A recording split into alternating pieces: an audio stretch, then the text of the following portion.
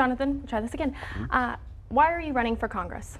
I'm running for Congress for some simple reasons, really. I spoke with my daughter. I know the conversation with her has been talked about a lot. We came out when we addressed this race that I was doing her hair, and she talked to me about what I was doing to make the world a better place.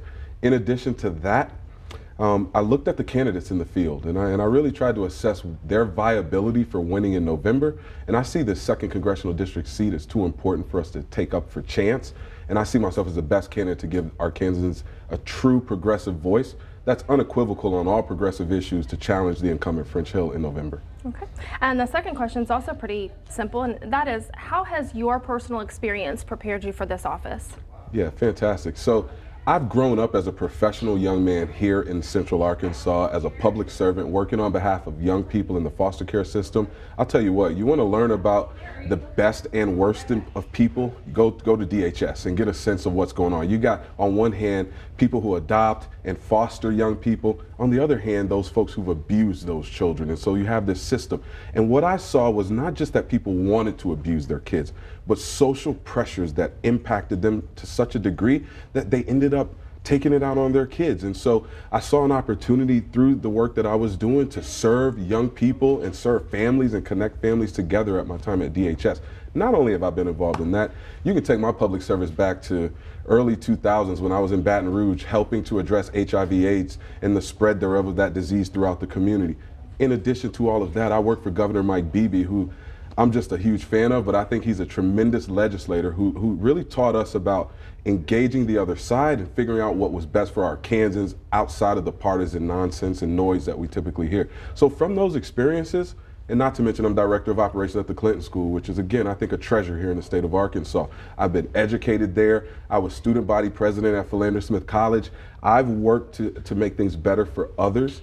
And I just see this opportunity to go to Congress, to take the voice of the people in this district all the way to the halls of Congress in D.C. And I don't see it as an opportunity to squander on folks that have done some great things.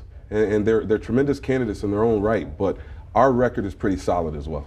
And that brings me to my third question, which is, what do you think you bring to the table that the other candidates do not?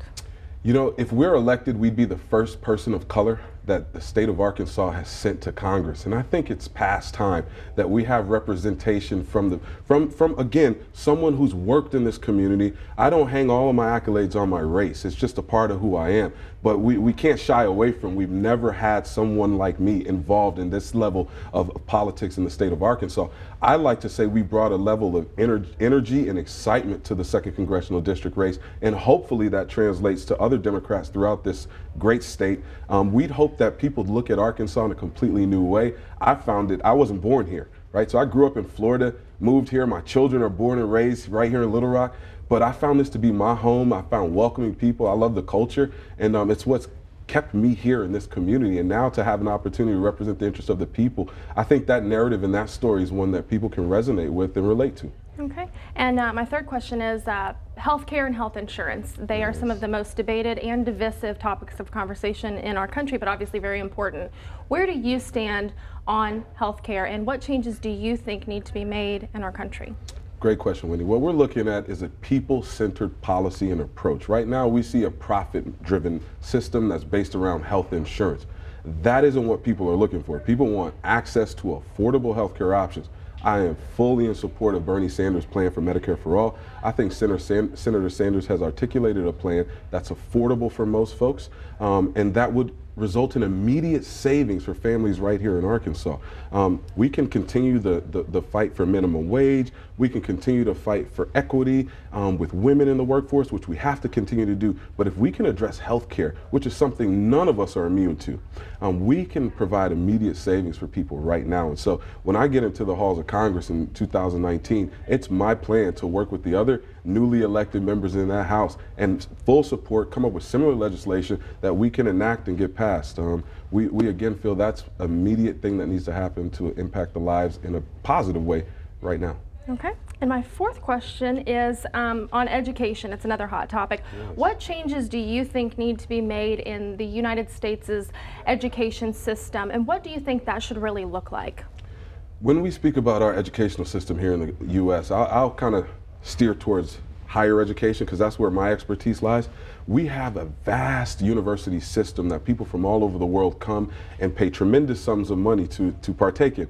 The challenge there is for Americans here, that cost is a lot. So when I look at the cost to go to any public university, it's expensive. And I don't find too many people who say college costs are very low. We look to increase federal Pell Grant, increase federal work study, and really dissuade young people from encumbering student loan debt that will take them into the doldrums. We talk about young people who have $200,000-300,000 worth of student loan debt because they want to be a medical doctor and serve children in their community. That's an unsustainable model for most Americans. So what we're looking at is how do we fund public education, and is there an opportunity for us to provide opportunity for young people to achieve from certification to trade programs all the way to postgraduate without a 30-year debt plan to pay back at the end of their education. There has to be a better way. So we want to focus our energy and attention on how we fund that. Oftentimes on the campaign trail, we've been asked, okay, so how are we going to pay for these ideas you're talking about?